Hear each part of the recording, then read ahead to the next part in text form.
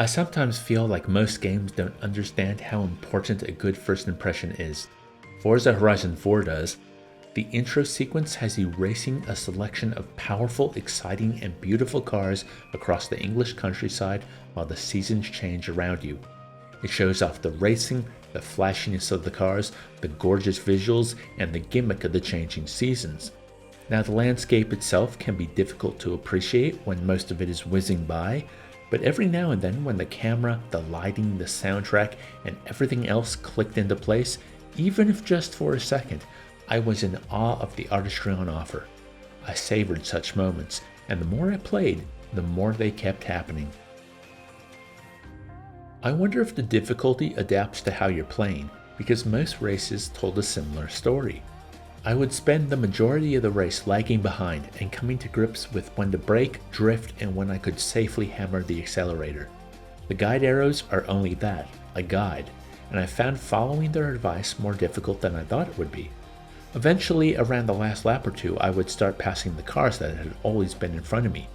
This kept happening in every race, no matter the car I was driving. However, I was just driving the car in its default state.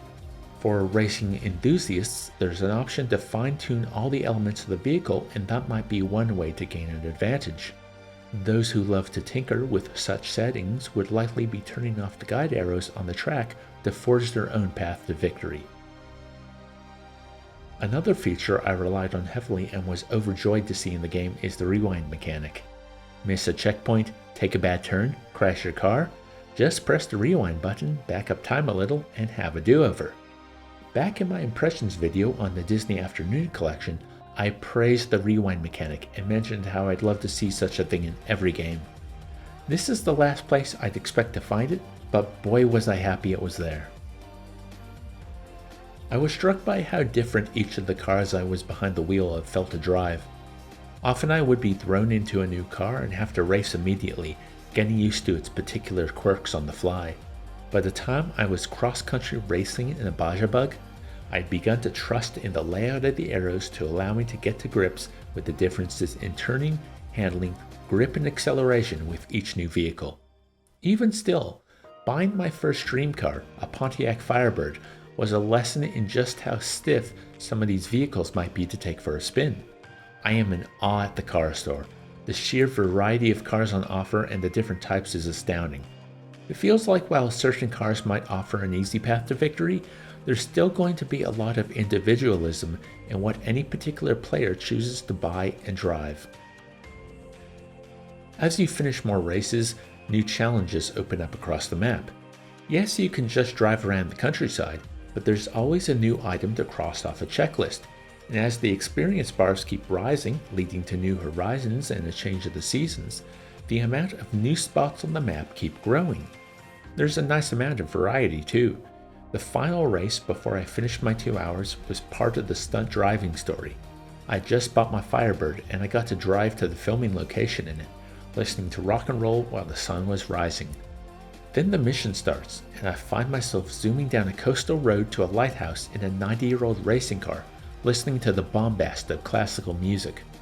Once again, the sun was in a perfect position to glint off surfaces and give the exhilaration of driving fast a more ethereal feel. These are 2 more examples of the magic moments I mentioned experiencing in the game's intro showcase, and I imagine if I keep playing, such moments will keep happening. So, should you play Forza Horizon 4? Well, do you like racing games? Do you like cars and driving them in beautiful locations? Do you like a racing game where you can just pick up the controller and drive without dealing with tire pressure and when to switch gears? The arrow guides and the rewind mechanic help this feel more like an arcade racer than a simulation, but the options look to be there if you're that way inclined. On the other hand, all you're really going to be doing in this game is racing cars through nice looking places, so if that doesn't sound like something you might enjoy, you should look elsewhere. As always, I would love to hear what you thought of Forza Horizon 4 and this video down in the comments. If you liked the video, why not buy me a coffee? There's a link in the description. If you'd like to help the channel in other ways, please give the video a like, share it on your favorite social media sites, or subscribe if you haven't already. Until next time, I hope you're all having a wonderful day.